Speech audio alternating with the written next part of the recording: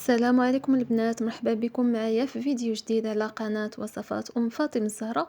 غنحضر معكم ان شاء الله اليوم كيك اللي كيجي رائع ومواوي. حضرته لواحد الكوطي وقلت لي مالا نشاركو معكم ونعطيكم اسرار النجاح ديال لي كيك، واخا ما تكونيش ما عمرك صايبتها صدق ليك زوينه بزاف وتولي معتمده عندك. فبقاو معايا ندوزو المقادير وطريقه التحضير. بالنسبه هنا للمقادير فغادي تاخدوا الخلاط الكهربائي، غتضيفوا فيه 3 البيضات، من الأحسن يكونوا بحرارة المطبخ.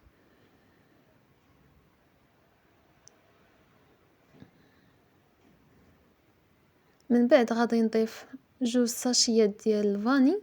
انا كيعجبني تكون في الكيك ريحه الفاني بزاف، زعما تكون واضحه، داكشي باش تندير 2.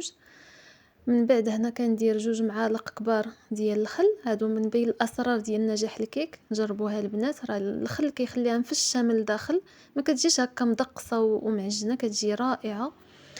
من بعد كنضيف 4 كأس ديال سكر حبيبات، 4 كأس ديال الزيت النباتيه، وكأس عامر مزيان بكأس كأس الحليب. هنا ضفت هذا كإضافه، ضفت واحد دانون ياغورت يا واحد الياغورت بالنكهه ديال البنان. هذه غير اضافه، يمكن لكم زعما ما ديروهاش، ولكن صراحه جات بنينه.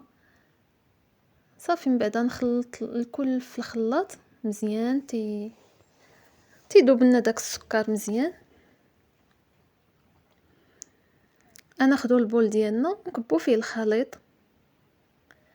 هنا البنات غنبقى نضيف الدقيق بالتدريج، ما حسبتش بالضبط شحال، حيت كل دقيق وشحال كياخد تقريبا كاع 4 الكؤوس ونصف. وهنا درت 14 غرام من الساشيات الخميره الكيماويه. صافي نخلط الكل جيدا.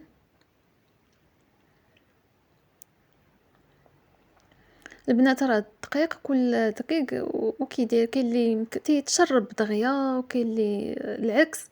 داكشي باش ما تنبغيش نعطي بالضبط شحال. المهم خاص يجيكم الخليط هكا، ما يكونش عاود يكون شويه قاصح، ما ديروش جاري بزاف. المهم فاش ديروها سميتو كيترسم لكم رقم 8.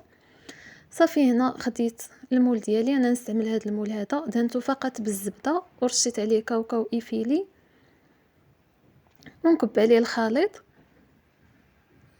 غادي نديرو على 180 درجه في الفرن. هنا في هاد الاثناء فاش كطيب غادي ندوز نوجد معكم لاصوص ديال الشوكولا اللي غادي ندير. عندي كاس ونص ديال الحليب، وجوج معالق كبار ديال المايزينا، ومعلقه كبيره ديال السكر حبيبات، ومعلقه كبيره ديال الكاكاو مور. نخلطوهم مزيان مع بعضياتهم، ومن بعد نديروهم على نار مهيله حتى تيعقد لينا كما كتشوفوا. عاد غادي نضيف ليه تقريبا 15 قطعه ديال الشوكولا. انا هنا استعملت غير الكالا، يمكن لكم تستعملوا اي شوكولا متوفره عندكم. صافي نبدا نخلط مزيان، تيذوب لنا داك الشوكولاته حتى هو، وتتكون لاصوص واجده. صافي نبدا بالتحريك مزيان البنات، حركوا تيذوب داك الشوكولاط.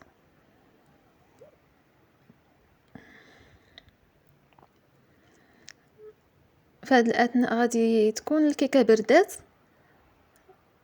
يعني واحد فيهم اللي يكون سخون، يا اما الكيكه تكون سخونه ولاصوص تكون بردات، ولا لاصوص نخليوها هكا دافيه والكيك تكون بارده.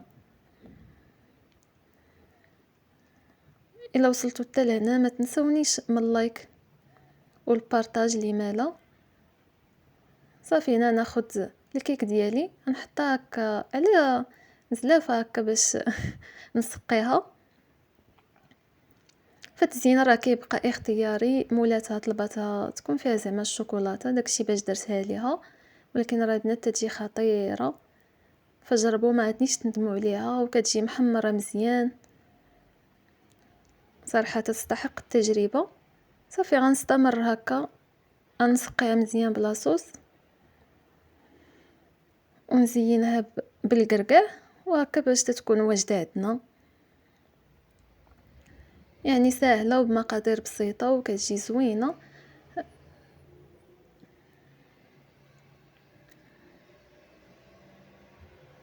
علاش لا ديروا مشروع مربح من المنازل ديالكم البنات اللي مهتمين بهذا الميدان، راه تيكون فيهم شويه الربح. المهم الانسان تيكون راه محرك من دارو، مبقاش غير جالس، خصوصا اللي جالسه غير في الدار يعني ما خداماش ما والو، يمكن تعاون به راسها تعمر بها وقتها. صافي البنات هنا كنزوق بالكركاع وبهكا كتوجد الكيك، ونتمنى انها تنال الاعجاب ديالكم. ولا كيعجبوكم بحال هاد الفيديوهات فانا بقى نشارك معكم لي كوموند اللي كنخدم للناس، ونشارك معكم حتى الاثمنه الا بغيتوهم، فقط خليوها ليا في كومونتير. ونخليكم واستودعتكم الله الذي لا تضيع ودائعه، الى فيديو اخر ان شاء الله.